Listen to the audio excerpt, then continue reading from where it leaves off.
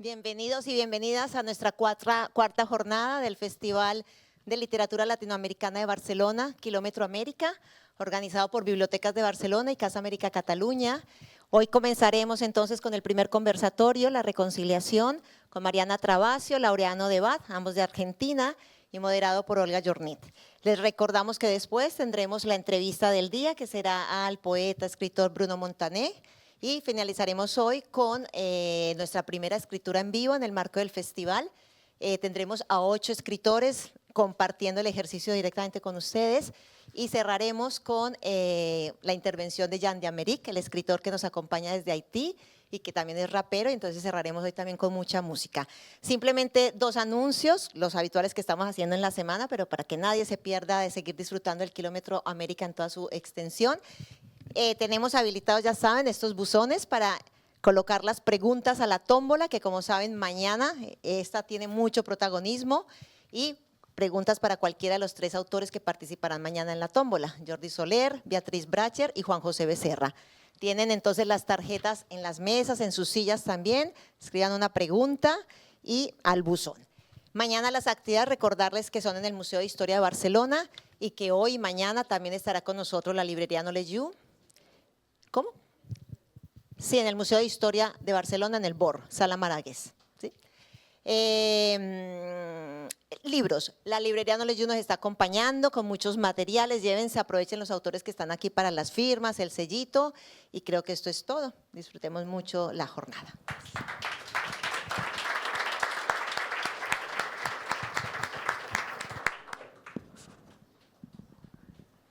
Hola, ¿se me oye? Sí. Bueno, buenas tardes. Muchas gracias, Cristina. Muchas gracias al Festival Kilómetro América, a Casa América también, a Eduardo y a Bibliotecas por darme esta oportunidad de conversar con Mariana Travasio y con Laureano de Bat.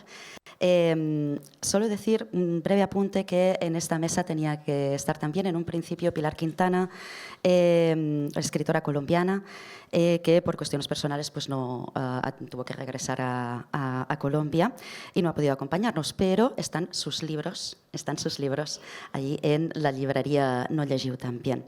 Y bueno, libros que recomiendo muchísimo, incluida, de hecho, su última novela Noche Negra, que seguro que los que la hayáis leído vais a escuchar, pues os van a resonar cosas en esta charla, pues, precisamente con ellos, porque es una novela que habla sobre qué nos pasa cuando estamos solos, que habla sobre pues una especie de soledad que se instala en un momento en el que decidimos partir, irnos a otro lugar buscando un sueño compartido que de repente deja de serlo.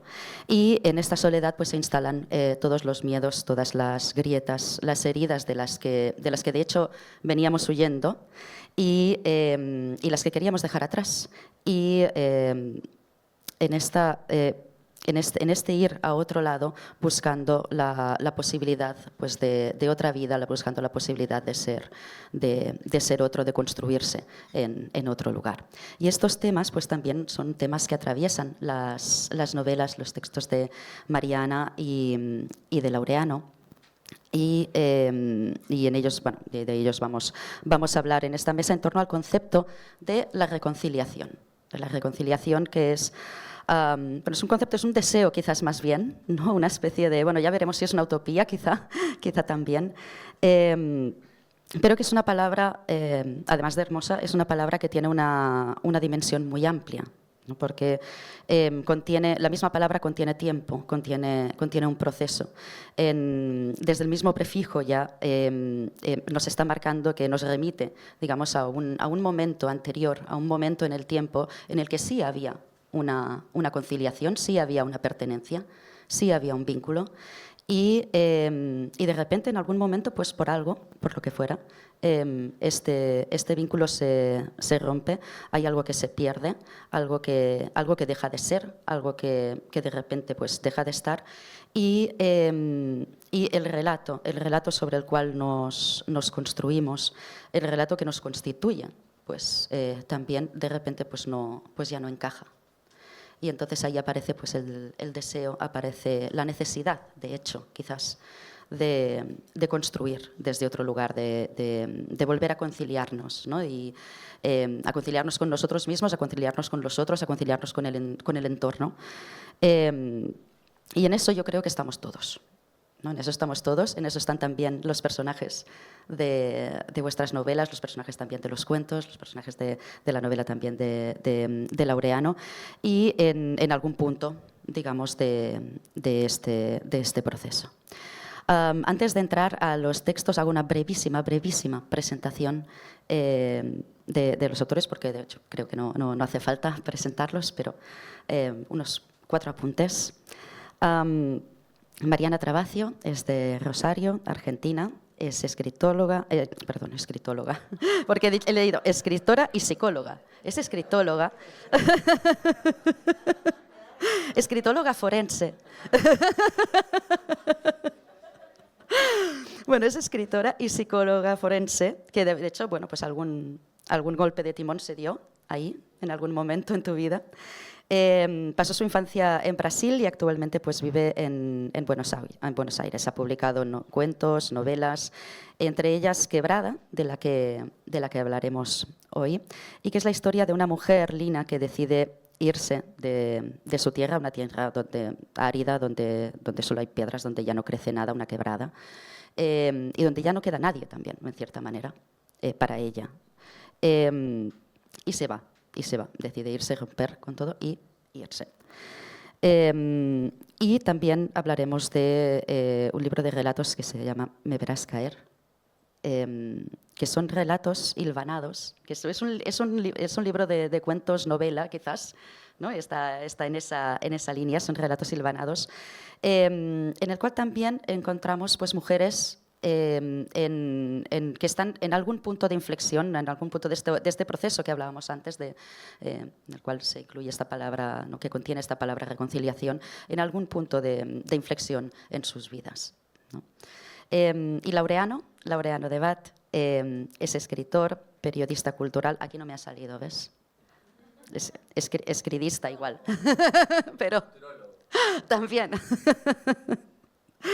Escritor, periodista cultural, argentino, también de Lobería. Ha vivido en Barcelona 12 años, creo, 12 años, sí. Y actualmente vive en Zaragoza. Ha participado pues, en antologías de relatos, ha publicado Barcelona Inconclusa, que tenéis también allí el libro. Su última obra es Colonización, Historia de los pueblos sin historia. Y ha publicado también la novela crónica, también estamos ahí como en esos márgenes, en esos límites, ¿no? en esas fronteras, que, bueno, que viene bastante a colación con nuestra mesa. Casa de Nadie, que narra, en esta ocasión pues es una historia real, narra su experiencia cuando llega a Barcelona, y el primer piso, digamos, que encuentra para compartir es un piso donde hay pues, una madre y una hija, que serán sus compañeras de piso, y que son 2 mujeres que vienen de Chile y que en este piso se dedican a la prostitución, que es algo que el protagonista descubrirá. Bueno, el protagonista no, de hecho las protagonistas son ellas, el narrador descubrirá.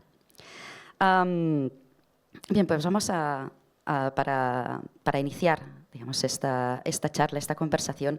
Me gustaría que me hablarais, ya que hablamos pues, de viajes, de traslados, de dejar todo, de romper todo, de irse a otro lugar.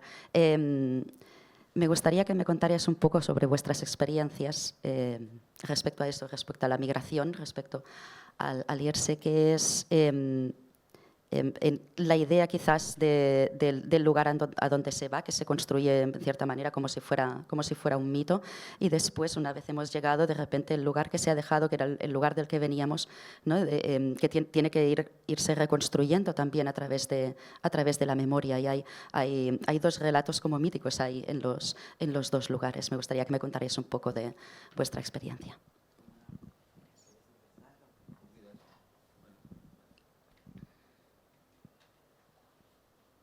Ahí estás, bien. Bueno, sí, yo nací con la idea naturalizada de que del lugar en el que nací y me iba a criar, me iba a tener que ir, ¿no? Entonces, eso está bastante naturalizado en los pueblos, por lo menos de Argentina, los pueblos del interior de la provincia de Buenos Aires. Entonces, nunca llevé mal el hecho de tener que irme de mi ciudad porque era algo que lo fui asumiendo con naturalidad. De hecho, estudié en La Plata, después salió la posibilidad de una beca para Barcelona, estudiar, quedé, bueno, y ahora las vueltas de la vida hizo que yo esté en Zaragoza, donde vivo con mi pareja, Marta Armengol, que es la coautora también del libro de Colonización e Historias de los Pueblos sin Historia, con la que viajamos por el interior de España descubriendo estos pueblos. Es llamativo porque yo creo que tiene que ver con algo odisea, con ese impulso de volver a Ítaca, que creo que viene a una determinada edad o a un determinado momento de la vida. Yo lo vería para mí, nunca fue un motivo literario, en el sentido de que necesitaba una distancia bastante prudencial o considerable como para empezar a pensarlo así. Los últimos viajes que yo lo vería los he hecho como un escritor, paradójicamente, ¿no? Los he hecho con libretas, he hecho filmando cosas, entrevistando gente, ya con un proyecto en concreto por primera vez voy a escribir sobre mi lugar de origen, ¿no? Quizá necesité todo este arco, o se fue dando así la vida, no hay una lógica quizás que lo explique, como para que ahora mi pueblo natal se convierta en algo desnaturalizado, algo extraño si se quiere, ¿no? Y a la vez cercano.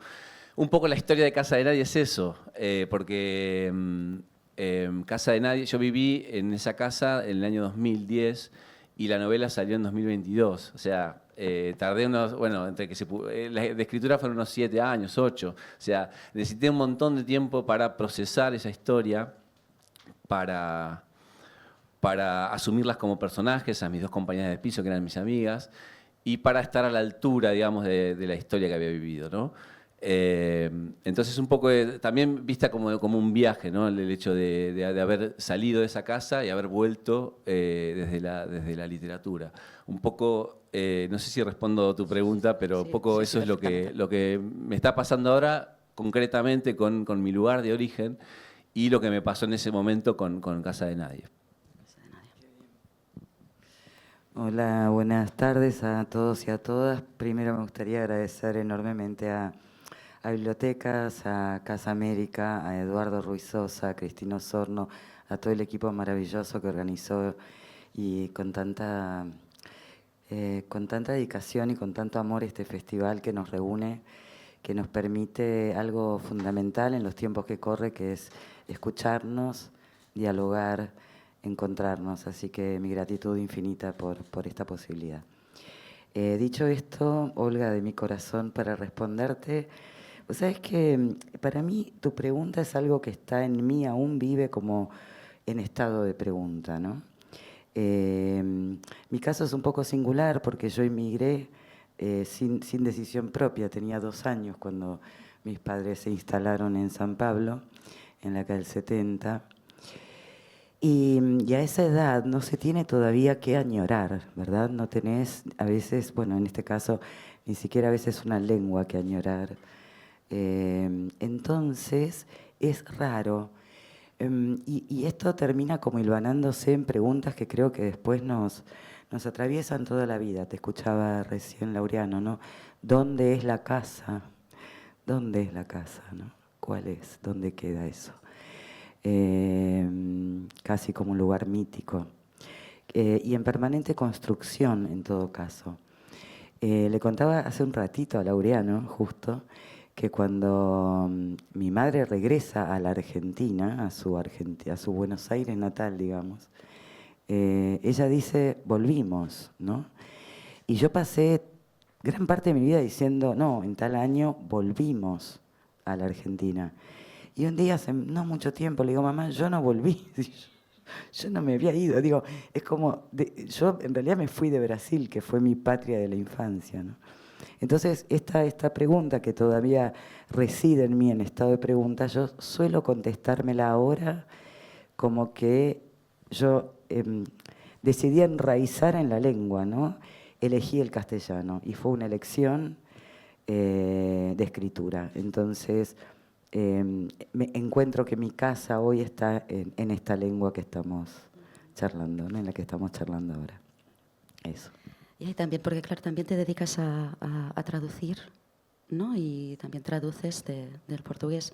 Y en esta casa ¿no? Que es una casa que dices que está en permanente construcción y que también en este lenguaje hay momentos en los que quizás hay algo que tú quieres expresar que se expresaría mejor con la otra casa, ¿no? con Sí, el otro claro. lenguaje, quizás. Sí, claro, eso me pasa todo el tiempo cuando escribo.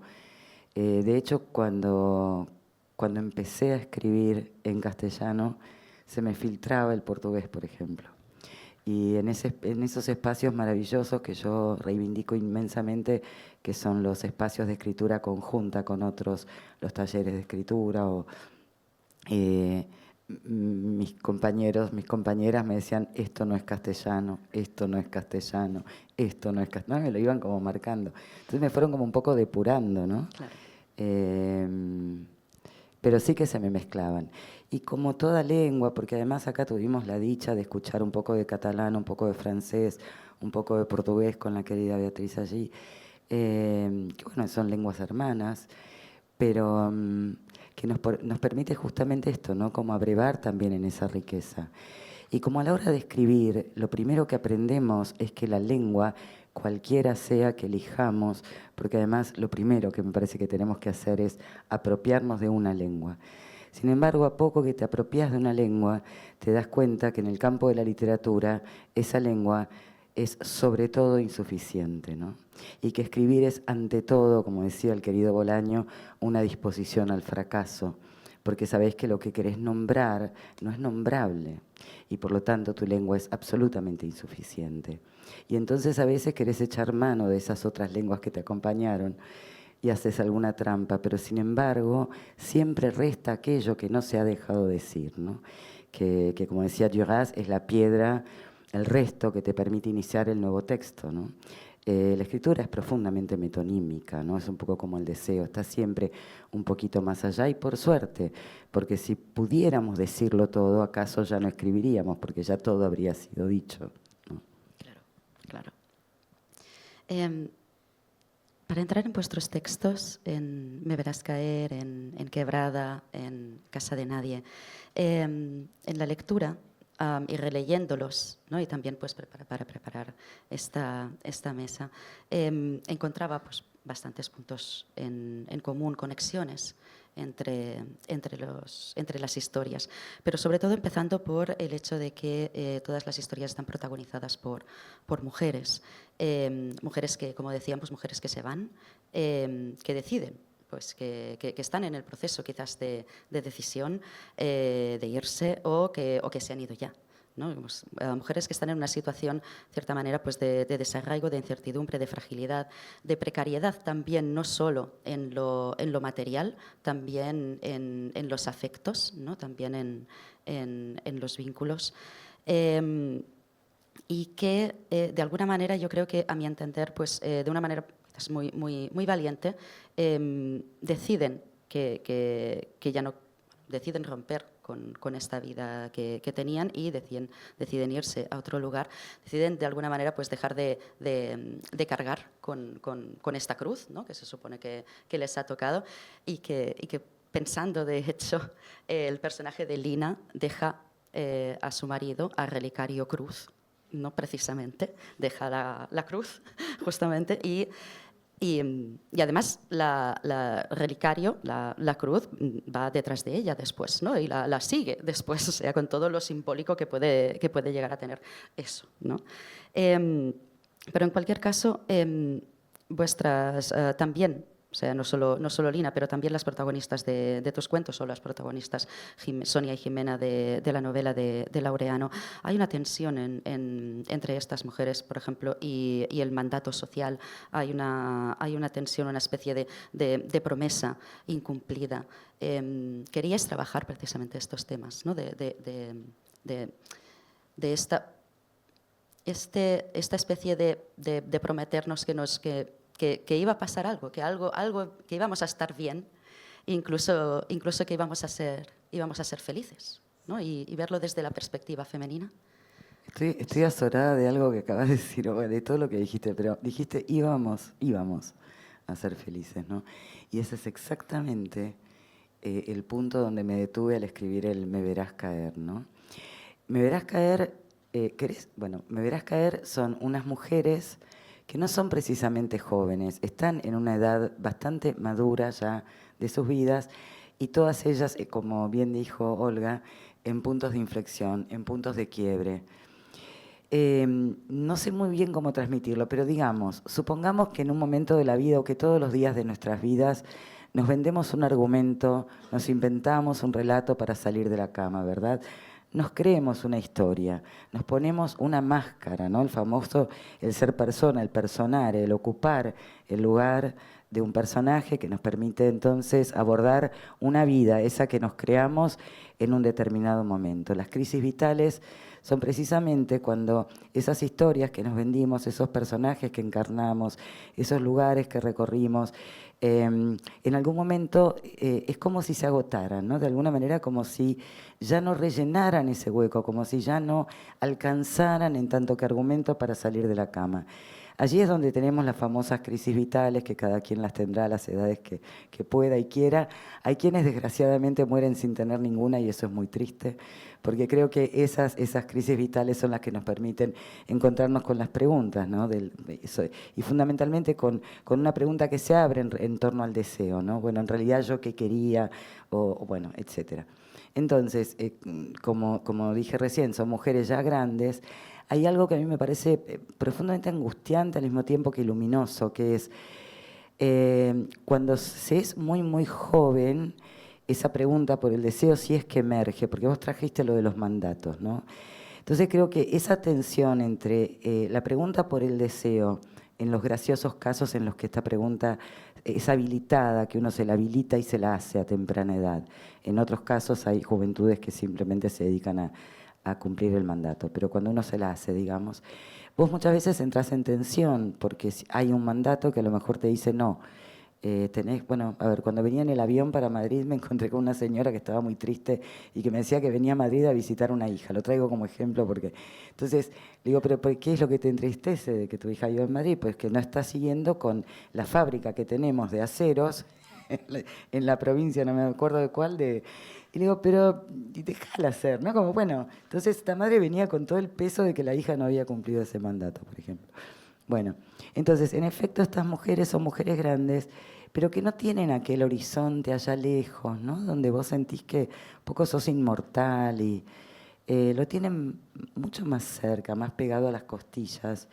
Y son mujeres que se dan cuenta de esto, les pasa algo, y de alguna manera la pregunta es, con las barajas del naipe ya gastadas, con estas cartas que me quedan, ¿qué es lo que puedo hacer, no?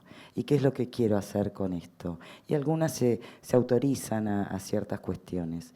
Eso por un lado. Y lo que me quedó después de que terminé el libro fue un poco esta sensación que vos traías. Mujeres que en algún punto de tristeza o de angustia se recordaron que iban a ser que la promesa era íbamos a ser felices, ¿no? Pero bueno, también nadie nos promete un campo de rosas y hay que salir a dar la batalla, ¿no? Bueno, en el caso de En casa de nadie está Barcelona como esa idea de la felicidad, ¿no? Barcelona como marca es una promesa de vamos a ser felices, ¿no? Todos los migrantes que estamos aquí en esta sala hemos venido a Barcelona a determinadas maneras de ser felices aquí, ¿no? Está esa idea, tiene esa impronta Barcelona. Después te das cuenta que es una utopía, ¿no? Que hay mil problemas y todo, que la queremos pese a todo, como dijo Elena Mesa el otro día en la inauguración.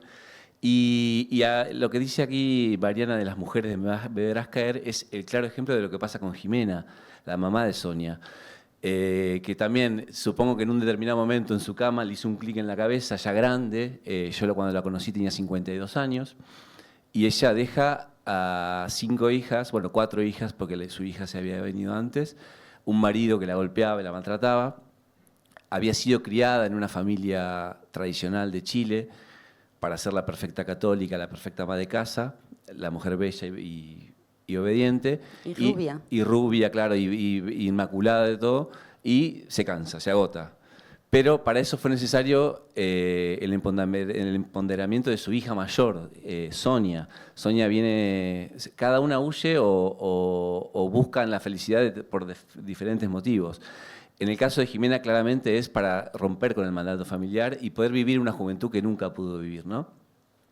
Y Sonia es de esas generaciones que también pasaba un poco en Argentina, de los 2000, digamos, que había como un desencanto general social de la juventud, y se viene a Barcelona a buscarse la vida, se mete en el circuito de la prostitución, zafa de la trata, no entra nunca en el circuito de trata, y aprende la profesión con un proxeneta que tenía una casa acá, y cuando llega la madre, se juntan, aparece, digamos, la noticia de que su hija se dedica a la prostitución, y la madre le dice, yo voy a trabajar con vos de prostituta, ¿no? Entonces la hija mete a la madre. Generalmente cuando está la sinopsis de la historia, toda la gente piensa que es un mandato familiar de la prostitución, y es al revés. Entonces, claro, están acá, yo me encuentro con estas dos mujeres viniendo a Barcelona a tratar de alguna manera, recomponer lo que tenían en Chile. Ellas venían de una familia rica de Chile, además, ¿no? Que habían perdido todo. Entonces, la prostitución de lujo fue, digamos, el atajo, si se quiere, o la profesión que les permitía más o menos tener un nivel de vida más o menos similar al de Chile. Y yo también estaba buscando acá mi propia felicidad, mi propio lugar, recién llegado a Barcelona, ¿no? Entonces, lo que dice Mariana de sus mujeres de Me verás caer, creo que es claramente en el caso de Jimena, sobre todo, que más o menos comparten edad, y Sonia por su lado también, ¿no? Cada una con un perfil diferente. De hecho, Jimena acá prueba todos los excesos que nunca había conocido, las orgías, las drogas, el alcohol, las fiestas, una semana sin volver a casa, quiero decir, hacía un rol de que la hija cuidaba a la madre, y la hija todo lo contrario, la hija empieza a venir al gimnasio acá, no toma drogas, no fuma, no toma alcohol, una disciplina completa, no tiene vida social, la madre tiene una vida social plena y completa. Entonces son dos perfiles diferentes, con los que yo conviví 9 meses y con los que tuve ahí que recrear su historia y trabajar después en el libro, ¿no? Y muy riquísimos y muy complejos. Después me gustaría también retomar este tema de la memoria, ¿no? Porque en tu caso fue tener que recrear en la memoria pues, una experiencia de 9 meses, pero que te tomó pues, bastantes años de escritura. Pero ahora me gustaría hablar de las voces que son las que construyen estos relatos, las que construyen pues, las historias. En el caso de Quebrada, Mariana, es una novela polifónica, Quebrada, pero has comentado en alguna ocasión que llegas a la novela a partir de una voz, ¿no? que sonó una voz. ¿Cómo es eso? Sí, en efecto.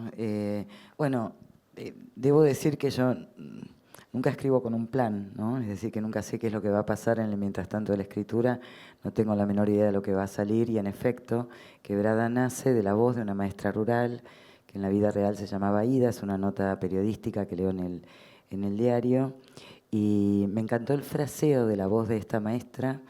Tomé nota de 2 o 3 oraciones de esa entrevista porque en una de ellas es una maestra que tuvo un accidente a lomo de mula o de burro, no recuerdo, yendo de su casa a la escuelita rural donde daba clases, y el periodista le pregunta cómo hizo para salvarse, ¿no? Y ella dice, yo que me andaba llevando a las patadas con Diosito últimamente y que se encuentra rezando esa noche para salvarse, ¿no? Porque si no se moría.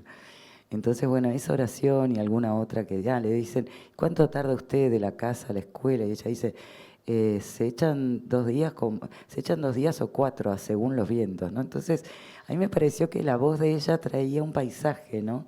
Rulfo tiene un ensayito precioso que se llama El desafío de la creación, de 1980, donde dice que para narrar cualquier cosa solo hacen falta 3 cosas. Un personaje, un ambiente donde se va a mover ese personaje y una voz, es decir, cómo ese personaje va a hablar, ¿no? Y en cambio Borges decía, si encontrás la voz, si encontrás, dice Borges, la sintaxis peculiar de una voz, ya tenés un destino, ¿no?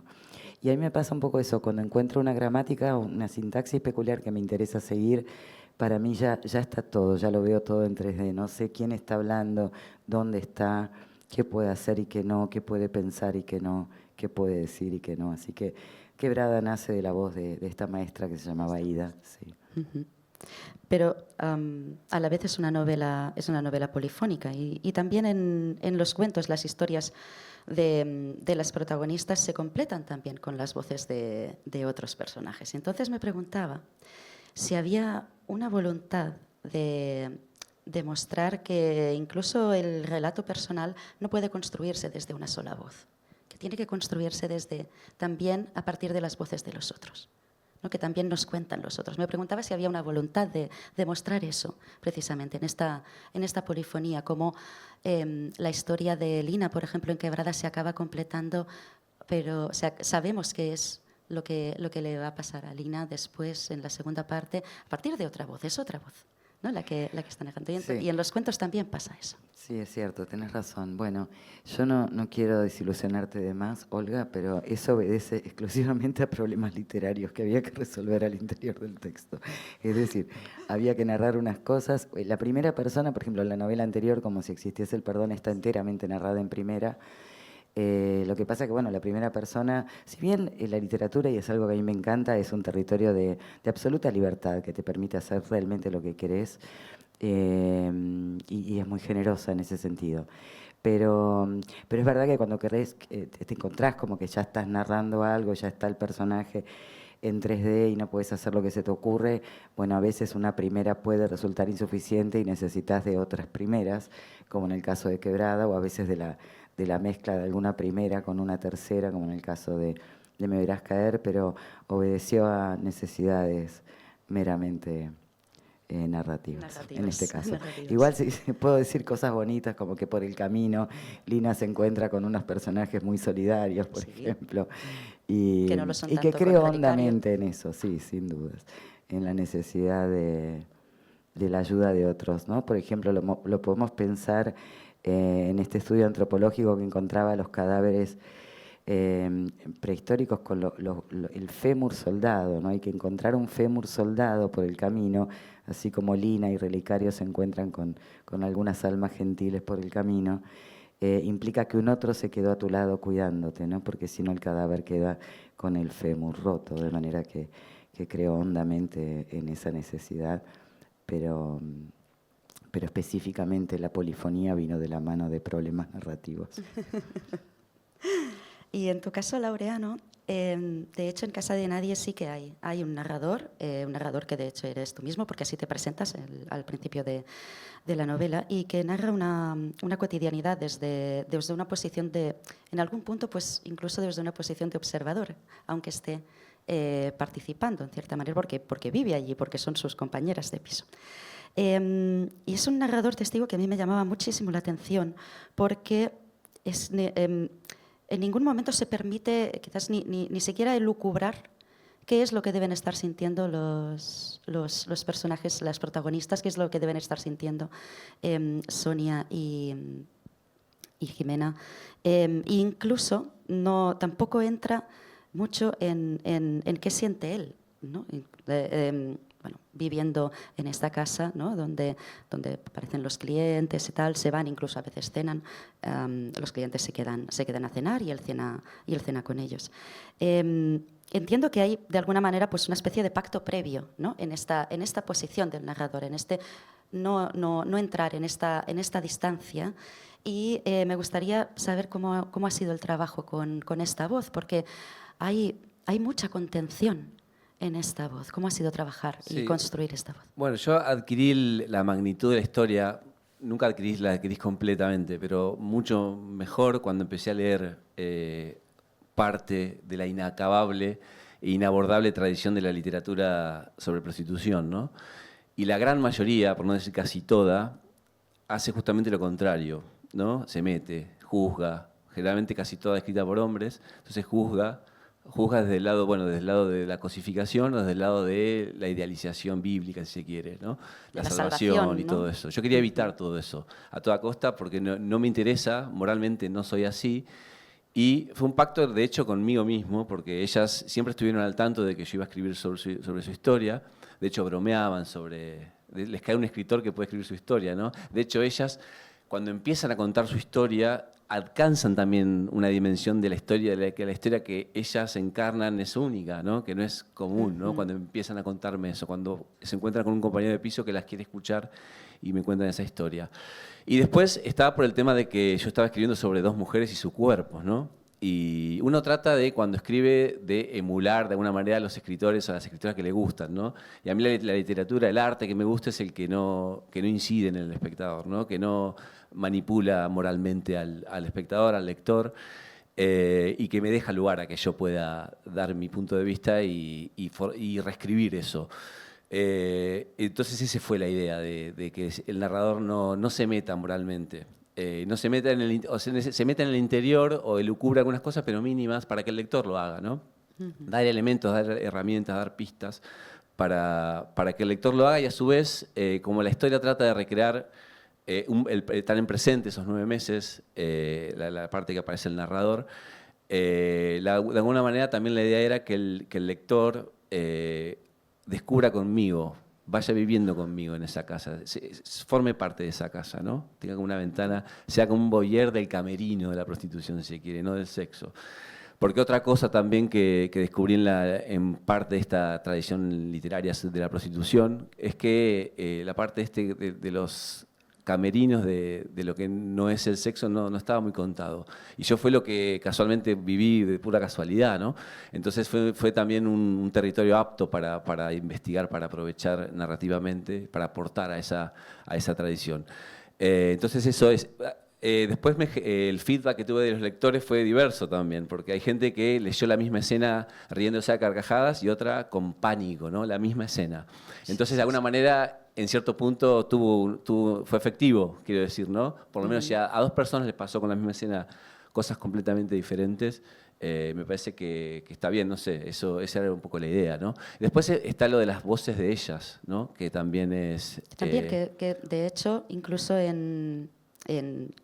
a la hora de hablar de su pasado, en los flashbacks, digamos, haces unos flashbacks, ahí tampoco es el narrador. O sea, el narrador coge y ahí sí que se retira y deja que sean ellas, deja que sean ellas mismas las que cuenten su historia, ¿no? Hasta ese punto hay un pacto de no contar y no meterse moralmente. Sí, ¿no? Mi objetivo era también que quien leyera la novela se fascinara con estas 2 mujeres, como yo me fasciné.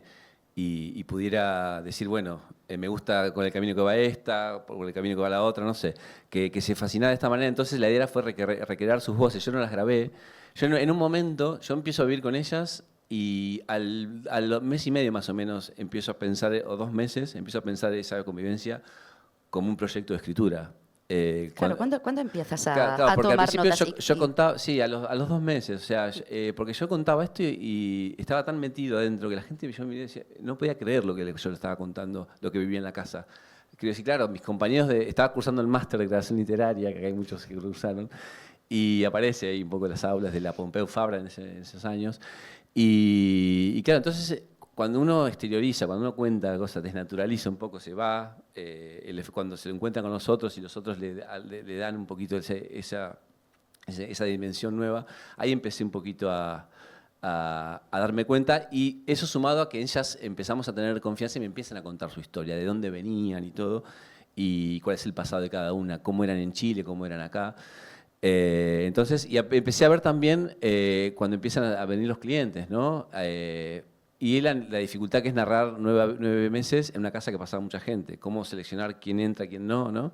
Hay muchos personajes que aparecen un ratito y se van y no vuelven. Eso, lidiar con los conceptos de una novela fue complicado también. Entonces, el perfil de los clientes me sirvió también para trazar el perfil del cliente, de la prostitución, ¿no? Del putero, que se le llama, que forma parte de eso. Entonces, la idea era que cada mes se alterne con ellas contándome su historia, y el pacto fue que contar lo que ellas me contaron, no le agregué nada. Si bien, claro, hay un artificio en las voces de ellas, hay una recreación que es de mi parte. Jimena habla como más chilena porque hacía menos que estaba acá.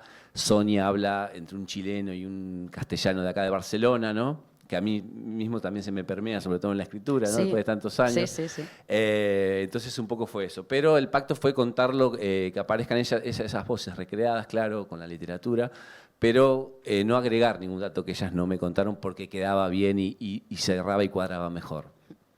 Y en el momento en que tú decides que vas a escribir esta historia, ¿cambia tu mirada hacia ellas? de repente se convierten en personajes. Tú sigues viviendo en esa casa, pero estás tomando notas. O sea, Sí. es interesante esto, porque en el caso pues, de Mariana, a ti, la historia te viene a partir de una voz y a partir de ahí pues, se van creando pues, los personajes y tal, pero es algo que tú creas. En este caso, de repente son unas personas que tienen que convertirse en personajes. ¿Cómo cambió tu mirada ahí? ¿Te diste cuenta de este cambio? Cambió, o sea, mi mirada no tanto se convierte en personajes cuando yo dejo de vivir con ellas. Ahí adquieren el carácter de personajes, porque yo no las veo más. O sea, me voy de esa casa y no las veo nunca más. Entonces ahí se convierten en personajes con todos los años que pasan, ¿no? En esos 9 meses alterna un poco, son los como proto-personajes, son inicios de personajes, ¿no? Que están naciendo, pero a su vez amigas. Eran como familia, o sea, cenábamos juntos, hacíamos todo juntos, fuimos de viaje juntos, quiero decir. Hicimos una vida así muy cercana y sobre todo también de mucho cuidado. O sea, yo cuando contaba esto, había gente que hablaba, o amigos que teníamos en común del barrio, éramos muy cerca de acá, el Ejemplo Izquierdo, hablaban mal de ella, la maltrataban. Yo a veces iba al gimnasio y la criticaban a las espaldas, que era el único momento social que tenía Sonia, y a mí me dolía mucho eso, ¿no? Me dolía muchísimo. Entonces, no estaba hablando de una figura de protector ni nada, sino de un amigo al que le critican a sus 2 compañeras de piso que a mí me cuidaron y me trataron bien. Y entonces siempre las viví más como amigas que como personajes. Pero claro, en un momento, claro, convivían un poco esos dos entes, ¿no? De hecho, ahora pensaba también en cuando decías, ¿no?, cómo te cuidaban, ¿no?, y este vínculo y la vida, ¿no?, la convivencia que hicisteis. Así en común pensaba en hay un personaje de Quebrada que dice algo así, bueno, en esta situación, digamos, de desarraigo, dice algo así como que acá las familias se arman con lo que uno tiene a mano. Y pensaba precisamente en eso y en que quizás también nos ha interesado explorar estos vínculos que no son propios de la familia de sangre, que también, ¿no?, que también hay una exploración de la familia de sangre y hablaremos si eso después, pero estos vínculos, esta necesidad, digamos, de crear comunidad, ¿no?, con lo que haya y ser familia, porque también en Casa de Nadie hablas y es muy recurrente el hecho de estas cenas de familia, ¿no?, y comidas de familia, y son las comidas de los compañeros de piso, ¿no?, que están ahí. ¿Qué es lo que os interesaba precisamente de estos vínculos? Bueno, efectivamente, ¿no? Quebrada creo que es una novela y mismo los personajes de mucha intemperie, ¿no? De mucha fragilidad, de mucha precariedad. Y justamente es en ese tipo de situaciones donde emerge una de las formas más bellas del amor, que últimamente para mí es el cuidado, ¿no? Son los cuidados, que el otro esté. Y esto se ve todo el tiempo en esos espacios. Cuando Lina casi desfallece en su intento de salir de la quebrada y llegar al mar, hay quien la recoge en el camino, que es Balbina, y la orienta, ¿verdad? Y incluso Relicario, que hasta el pobre Jumento se apiada de él y lo orienta. Jumento es el burro. Sí, pero siempre hay como ese gesto, ¿no? Y en efecto, para el narrador del segundo relato, que es Rulfino, que es un huérfano, también encuentra los cuidados de Anselmo, ¿no? Me parece que, bueno, que la idea de lo colectivo, de lo comunitario, es algo que sí está hondamente rescatado en Quebrada y como algo profundamente necesario y, como dije, como una de las formas más bonitas del amor. Del cuidado. Sí, los cuidados son completamente ciertos en Casa de Nadie. De hecho, yo no lo pensé hasta que se publicó la novela, que había un cuidado más de migrantes, ¿no? Lo di como naturalizado. Éramos los 3 migrantes de países vecinos, sudamericanos. Entonces, creo que estaba un poco eso ya implícito en los cuidados, sobre todo de las dos. Sobre todo Sonia. Sonia era la que decidía todo ahí y la que mandaba, digamos, y sí, los cuidados que tuvimos fueron total. De hecho, claro, yo cenaba junto con ellos y esas cenas, que al principio eran entre familias armadas ahí con lo que se puede, con lo que tienen, que éramos nosotros, venían algunos clientes, entonces los conocía, ellos no sabían que yo los estaba entrevistando, pero los estaba entrevistando y algunos aparecieron con otros nombres, por supuesto. Pero claro, después cambia. La última parte de Casa de Nadie se pone más sórdida porque empieza la crisis acá en España. La ciudad de Barcelona está apenas insinuada. Ya había escrito Barcelona Inconclusa antes, que está casi toda la ciudad, entonces esta es como el reverso, la parte más doméstica de la ciudad. Pero claro, se empieza a notar en la casa la crisis, la falta de clientes en verano, en esta época cuando más clientes tenían, y empiezan a bajar los clientes. Eso sumado a que vienen las 2 niñas menores de Jimena. Ellas habían prometido que no iban a trabajar de prostitutas mientras estuvieran las nenas, pero claro, la necesidad apretaba y en esa casa se empieza a hacer como una especie de Tetris para que las nenas no se dieran cuenta de que su madre y su hermana mayor y la hermana que las trajo, que se suma al negocio cuando Además, viene. la hermana que era Sí. que hablan de ella todo el rato en términos de que es una santa, que es bueno, que tiene el cielo ganado todo el Sí. rato. No, es que ya se ganó el cielo, ya se ganó el cielo, ¿no? Y cuando llega, pues ahí está. Ese es un momento quizás un poco triste y sórdido también en algún punto, ¿no? De hay como esta perversión, ¿no? Y de repente la que se ha ganado el cielo, la que lleva cuidando a las niñas pequeñas desde hace un montón de tiempo, llega y las 2 hermanas, la madre y la hija, pues acaban también llevándola hacia la prostitución también, ¿no? Y a mí ese momento me Sí, a mucha gente le duele mucho ese momento, porque claro, aparte era muy bella, era preciosa y es la única que tiene clientes al final. Jimena y Sonia ya casi no tienen, Jimena no tiene, Sonia muy pocos, y entran en esa. Entonces yo no sabía hasta qué punto las nenas se daban cuenta de lo que estaba pasando. Si vino un novio de Sonia, y si vino un novio de...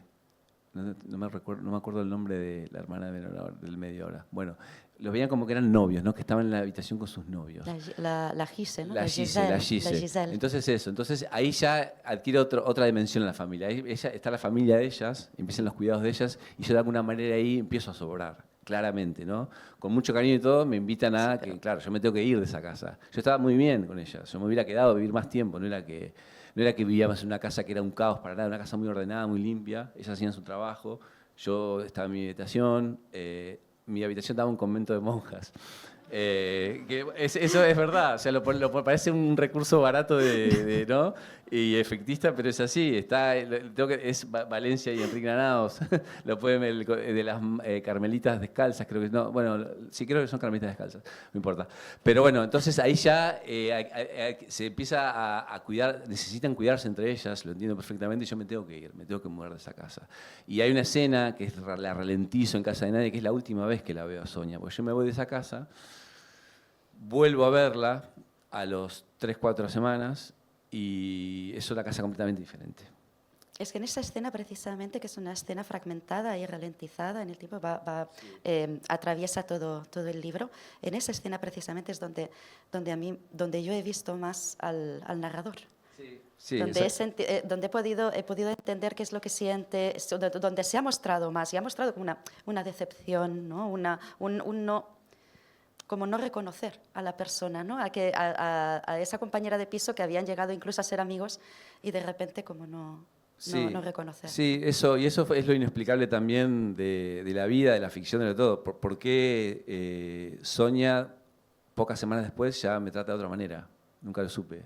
Con indiferencia, me da las cartas que me siguen llegando, como por ejemplo, cámbiate la dirección, no quiero saber más nada de esto. Me dice que deja la prostitución, volvió a fumar, se había dejado de arreglar, todavía había dejado de ir al gimnasio, era otra persona. La madre se había ido con las hijas, entonces yo, al poco tiempo de irme a esa casa, veo cómo cambia y es otra. Entonces, a partir de ahí es como que empieza la escritura y empiezo a recrear toda esa historia. Y el tema de la implicación del narrador también tenía que ver con que yo no quería en ningún momento ensombrecer ni protagonizar esa historia, ¿no? Porque yo soy narrador y personaje ahí también, pero soy un personaje secundario. Eso está muy cuidado.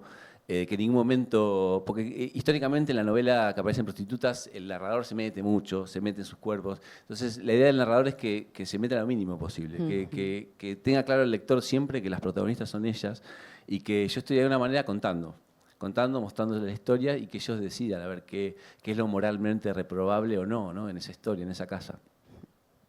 Ahora precisamente que has nombrado el cuerpo, que es muy importante, digamos, en tu novela por razones obvias y hay una exposición del cuerpo, pero también hay una insistencia, creo, por tu parte, por vincularlo a una exposición también una exposición mental, a una exposición de la mente.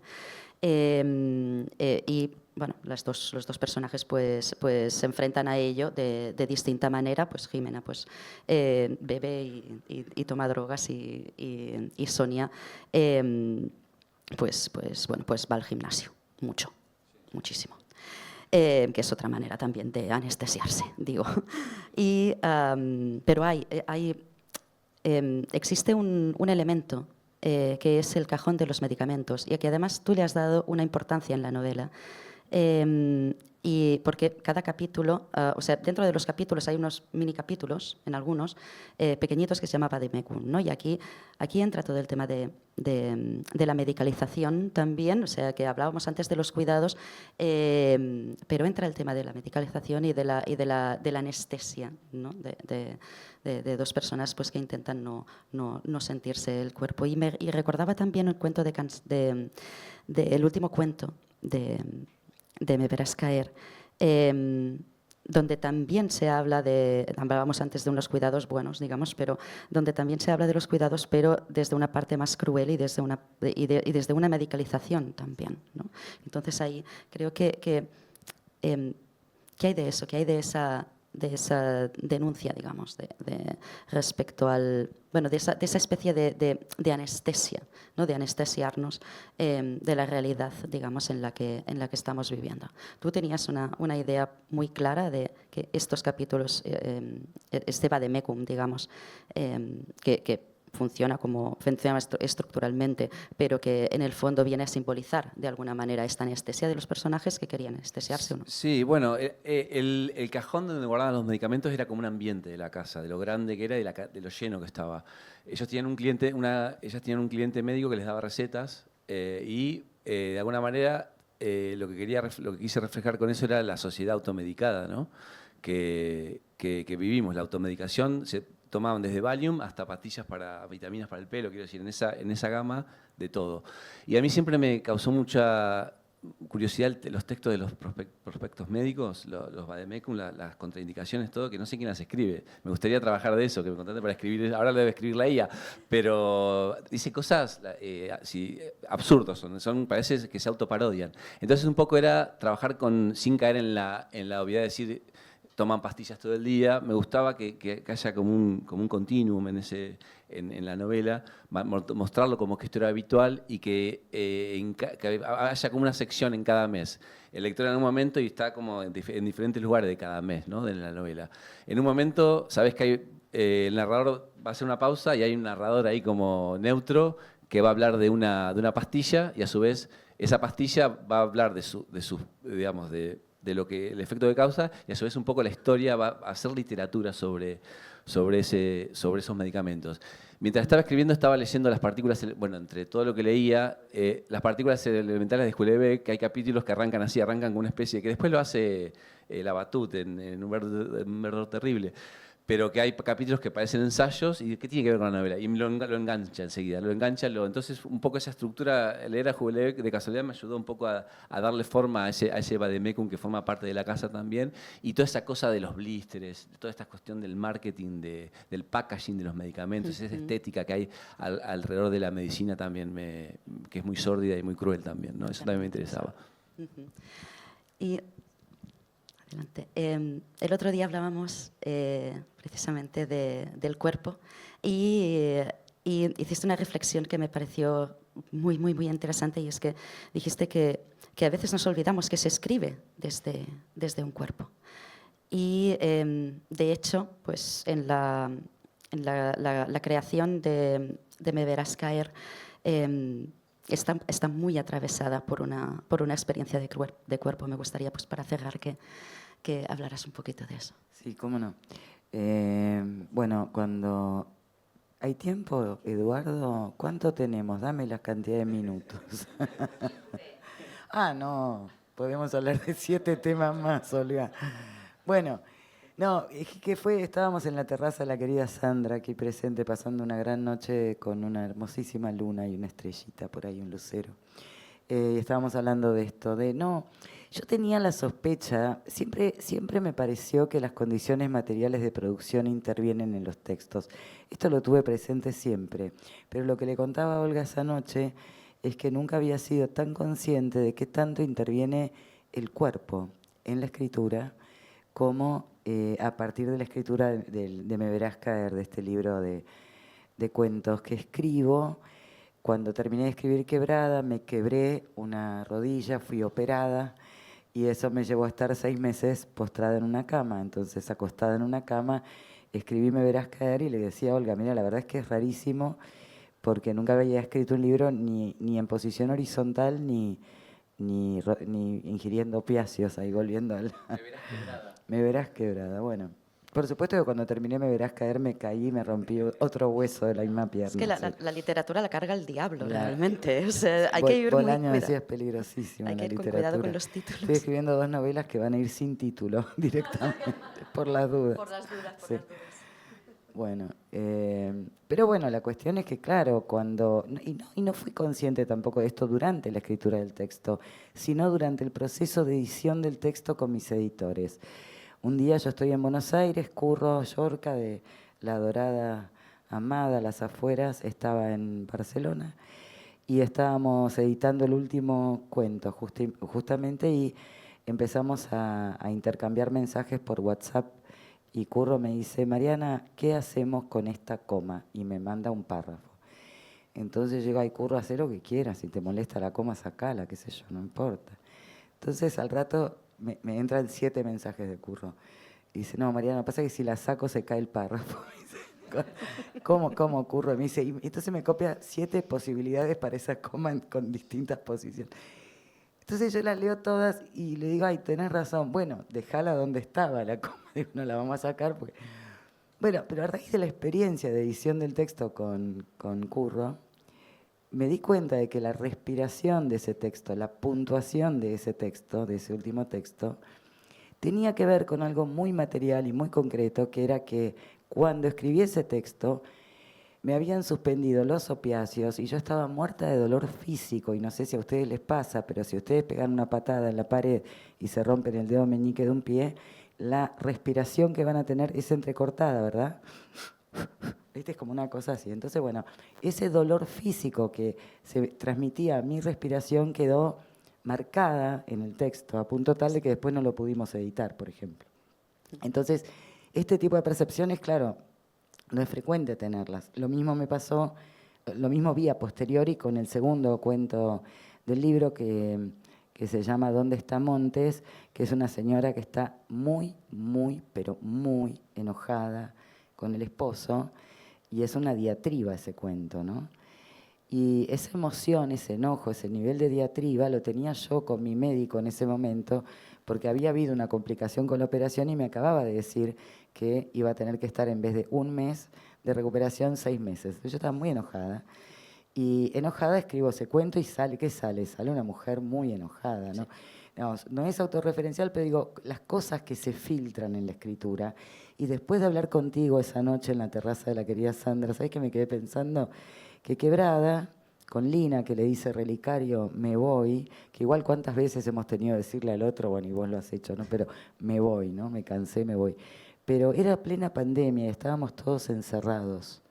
Y ahora caigo en la cuenta de que el cuento empieza con Lina que se quiere ir. Que se ¿no? quiere ir. Sí, que quiere salir de ese encierro, Salir de de ese ese hastío. encierro tal cual. y construirse Así que, en otro nada, lado. Digo, somos escritos. Yo creo que también es interesante pensarnos no tanto como una razón que guía, no tanto como esa escritura racional que uno cree que tiene, que uno cree que escribe pura y exclusivamente con la cabeza, sino pensar que también interviene el cuerpo, los deseos, las emociones que de alguna manera, quieras que no, están totalmente filtradas, y que esos momentos allí donde te dejas ser escrito, donde te dejas ser hablado, que ocurre en algunos instantes del texto, es donde se produce, se logra. Yo hablaba antes de lo indecible, ¿no? Qué necesidad que tenemos de trabajar esto con las palabras, por lo menos desde la literatura, algo que queremos decir y que sin embargo sabemos que el lenguaje va a ser insuficiente y que todo lo que vamos a poder hacer es bordearlo de palabras, rozarlo con las palabras, ¿no? Pero creo que cuando más logramos rozarlo es allí donde a ratos nos dejamos ser escritos, ¿no? Clarice Lispector decía muy preciosamente como que ella salía a pescar, como si pusiera una carnada, dice ella, quiero que la palabra acontezca, ¿no? Entonces allí donde a ratitos te dejas un poquito más ser, un poquito más estar, algo acontece en la lengua, ¿no? Algo se deja pescar. Y ese es el momento interesante, me parece a mí, ¿no? De y ahí se abren los caminos, ¿no? Como dice también y ahí se abren los caminos. Octavia, ahí se abren los algo caminos. de eso. Bueno, pues muchas gracias. Muchas gracias a todos todos. por venir y muchas gracias a ellos por esta conversación.